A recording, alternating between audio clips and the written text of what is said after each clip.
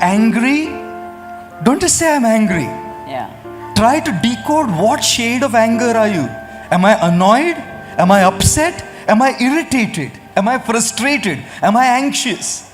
Because if you don't know the finer nuances, you don't know what to address. Right. So that's the feel part.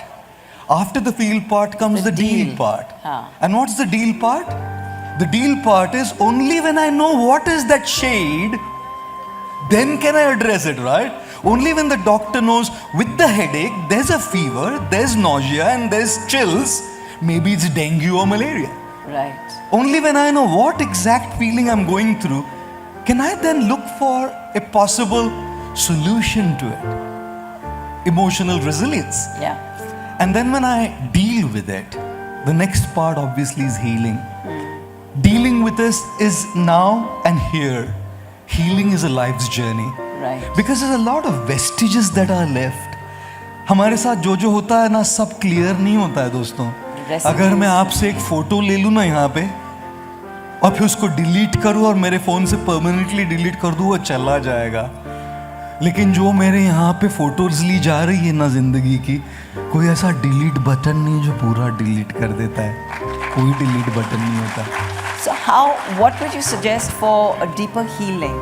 Yes, I would suggest healing is a process. Right.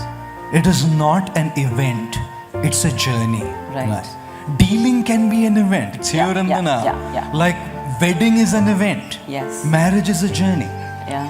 Getting a degree is an event. Career is a journey. Similarly, dealing with a problem is an event. But healing is a journey. And trust me, it takes time. Healing takes time. Because it leaves those subtle vestiges inside of us. For instance, something happened, forgiveness. I may say I let go, but I can't forget. I'm carrying it with me. It's like that phone, constantly carrying it. For my lifetime, when I see that individual, it comes back to me. And sometimes it just comes back so vehemently. It's as raw as it was when it happened. Yeah, and I thought that I was done with it, but it comes back. So one thing I often say is this. How many of you are gym goers here? Oh, brilliant. How many of you do any sort of exercise at all? Oh, wow. A very fitness conscious audience yes. here. That's amazing. मैंने अपने एक दोस्त That's JLF for you. Oh, lovely. I'm enjoying JLF, by the way. Loud round for JLF, guys. I'm enjoying this. This is phenomenal. This is like what energy.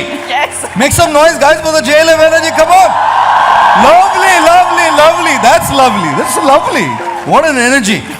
Oh, मेरे एक दोस्त का इतना बड़ा पेट बाहर आया. मैंने उसको बोला भाई तू तेरी तोंद कम कर, वजन कम कर. वो मुझे बोला वजन कम करके क्या करना है? वजन कम करके क्या करना है? आखिर सबको एक दिन मरना है. इसलिए अभी जो भी खाना है खा लो मेरे दोस्त, क्योंकि अगले जन्म में फिर 3 किलो से ही शुरू करना है. I said this guy deserves a whack. I'm a gym goer too. Oh yeah. In the ashram? I have a gym, my own gym in the ashram. Ma'am, look at how built I am. Okay. Oh goodness me. About healing, yeah. Oh yeah. Very unorthodox monk, unconventional monk. So when you go to a gym, fitness is about 3 things, isn't it? One is about good nutrition. Second is about good sleep. And third is about good exercise. And these 3 put together improves your metabolism. Right. Fitness is about metabolism, not looks. Fitness is not about the shape of the body, it's about how your metabolism is. पत्थर खाया हजम हो गया और फिर भी चल रहा है. Enviable metabolism, that guys who can digest a stone and not put any floats around their belly. Like Uttar Pradesh and North India is good, South India is also good. Chhattisgarh, Madhya Pradesh is like big state. Central states are like big like this around, So our physical metabolism is built by these 3 things. Right. Similarly, we have to have mental metabolism as well. Is there a gym where we can go? Who's advising people about the right nutrition for the mind? Everybody's talking about nutrition for fitness for the body. Who in the world is advising people about nutrition for the mind? Right. Right. Who in the world is advising people, oh, sleep apnea, snoring, sleep devices, do this, sleep psychology, sleep techniques, ruckus all over the world. Who's talking about helping people make their mind sleep? I'm sleeping in the bed and my mind cannot sleep. I cannot get any rest for my mind. I'm I tossing can't and switch turning off. in my bed. I can't switch off. Yes. Who's talking about how to put the mind to rest? And we go to the gyms and we take all kinds of exercise regimens for ourselves to get fit. Who is talking about exercise for the mind? So which is precisely why healing is a journey, fitness is a journey. Joining the gym is an event. True. Absolutely. Continuing on consistently is a journey. So look at the nutrition for your mind, the content you read, the content you watch, the guys you hang out with, because that's what's going in as the nutrition for your mind. Look at the state of your rest, whether it's meditation, whether it's mindfulness, whether it's unwinding to music, whatever it is that works for you. Take some time off. Don't carry this all the time. Take some time off to put it aside so it rests. It won't rejuvenate unless it rests. If your body doesn't rejuvenate unless it is, how will your mind feel rejuvenated unless it rests? And last but not the least, most certainly join a gym for the mind, guys.